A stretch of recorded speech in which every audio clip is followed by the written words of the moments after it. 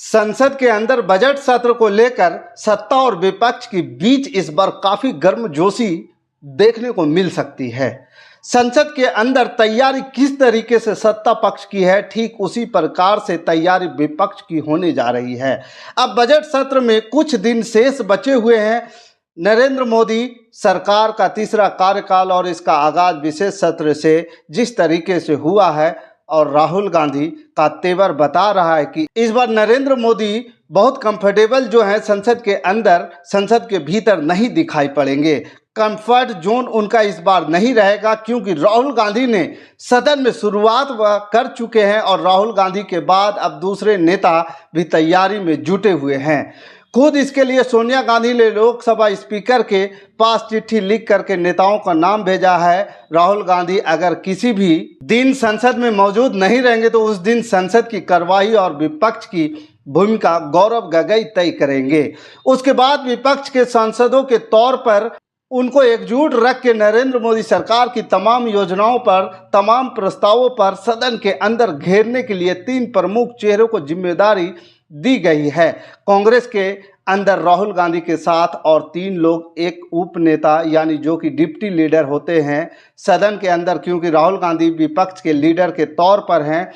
कांग्रेस के अंदर deputy leader Gaurav Gogoi के बाद चीफ वीके सुरेश, या सुरेश इसलिए नाम चर्चा में है क्योंकि हाल ही में उन्होंने लोकसभा स्पीकर का भी चुनाव लड़ा था। कांग्रेस ने उनको अपना उम्मीदवार बनाया और अब चीफ विपक्ष बना दिया गया। इनकी ताकत संसद के अंदर विपक्ष के सांसदों के निलंबन की सिफारिश करने से लेकर सरकार को वोटिंग के लिए बाध्य करने की तक की है। मतलब सरकार के किसी प्रस्ताव पर अगर विपक्ष को भी अविश्वास होता है और उनको लगता है कि यह प्रस्ताव नहीं हो सकता है या इसके विश्वास के लिए मत सरकार के पास नहीं है, तो जो है सवाल खड़ा कर सकते हैं। विपक्ष का पावर जो है, विधायकी और संसदीय कार्य के जो जानते हैं, लोकतंत्र में जो लोग समझते हैं उनको बेहतर पता है कि संसदीय व्यवस्था में व्हिप का पावर क्या होता है।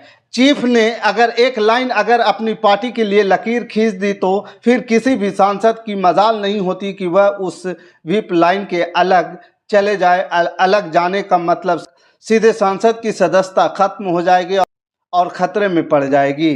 व्हिप ने अगर जारी कर दिया, वो आदेश जारी कर दिया कि सभी सांसदों को किसी भी मुद्दे पर सत्ता के साथ खड़े रहना है, कि विपक्ष के साथ खड़े रहना है, तो वो वही करेंगे। अगर उस बीच वो थोड़ा भी दाहिने और बाएं करते हैं, लेफ्ट एंड राइट करते हैं, तो उनकी संसद के अंदर फॉर्मूला जो विधानसभाओं के अंदर भी कम से कम यही फार्मूला है, वहाँ विधायक होते हैं और यहाँ सांसद होते हैं। तो इसके साथ ही 2 अन्य भी व्हिप की जिम्मेदारी दी गई है। इसमें बिहार का भी दबदबा है। बिहार के सांसद जो किशनगंज से हैं, बीजेपी के सुनामी में जब पूरा बिहार विपक्ष मुक्त हो गया था, उस वक्त डॉक्टर मोहम्मद जावेद बीजेपी के इस अजय अभियान को चट्टान बनकर रोकने का काम किया था। 2019 में इकलौते सांसद के तौर पर डॉक्टर जावेद ने किशनगंज लोकसभा सीट से जीत हासिल की थी। किशनगंज में लोकसभा चुनाव लड़ने से पहले वह विधायक मंत्री रह चुके हैं। बिहार सरकार में 2000 से अपने राजनीतिक कैरियर की शुरुआत करने वाले मोहम्मद जावेद लगातार विधायक रहे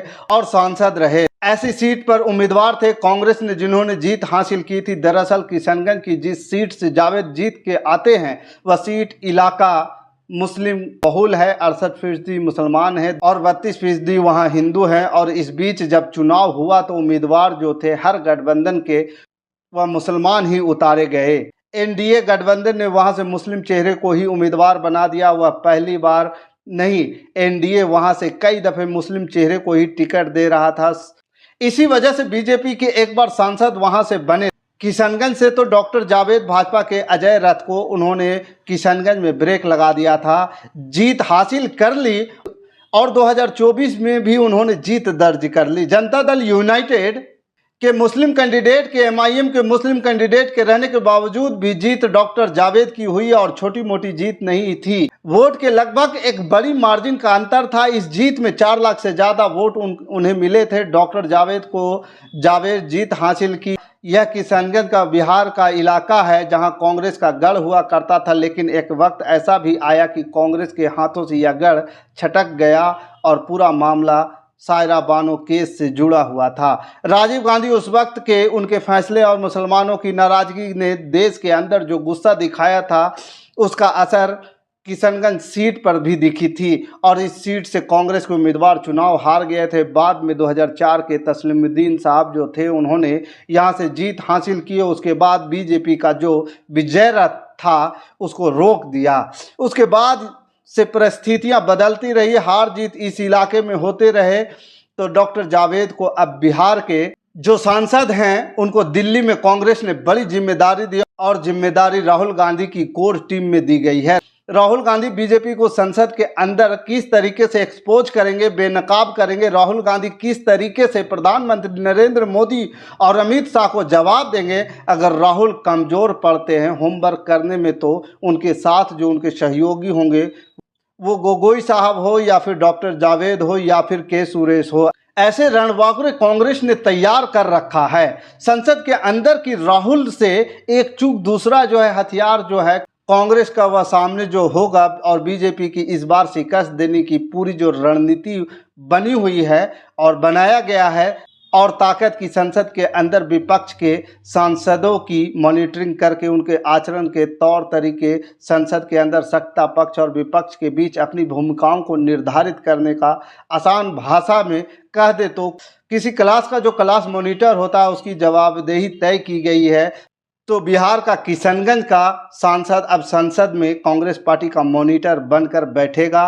राहुल गांधी के टीम में यह शख्स अब जिस तरीके से उपलब्धि हासिल किए हुए हैं कि बिहार के कई कांग्रेस के जो सांसद हैं या कांग्रेस के बड़े नेता हैं देश भर के, उनमें से बिहार के राहुल गांधी ने तवज्जो दिया है। यानी राहुल गांधी 2025 के चुनाव में मद्देनज़र बिहार में अपनी पूरी तरीके से टीम जो है मजबूत करते हुए दिखाई पड़ रहे हैं। मोहम्मद जावेद को बड़ी जिम्मेदारी दी गई है। अब देखना है कि जावेद को जो जिम्मेवारी मिली है वो कुछ ही दिनों में बजट सत्र के दौरान उस जिम्मेवारी का वह किस तरीके से संसद में पालन करते हैं। राहुल गांधी ने जिस उम्मीद से उनको यह जिम्मेदारी दी है, दायित्व दिया है, वह उसका कैसे निर्वहन करते हैं वो भी देखना दिलचस्प होगा। फिलहाल संसद में राहुल गांधी के टीम में बिहार के सांसद ने जिस तरीके से अपनी धमक रखी है, अपनी चमक बिखेरने को उन्होंने वादा किया है, जिस तरीके से बीजेपी को टक्कर देकर के बीजेपी और एनडीए को हराकर वो संसद में पहुंचे थे, इसका इनाम भी राहुल गांधी ने दिया।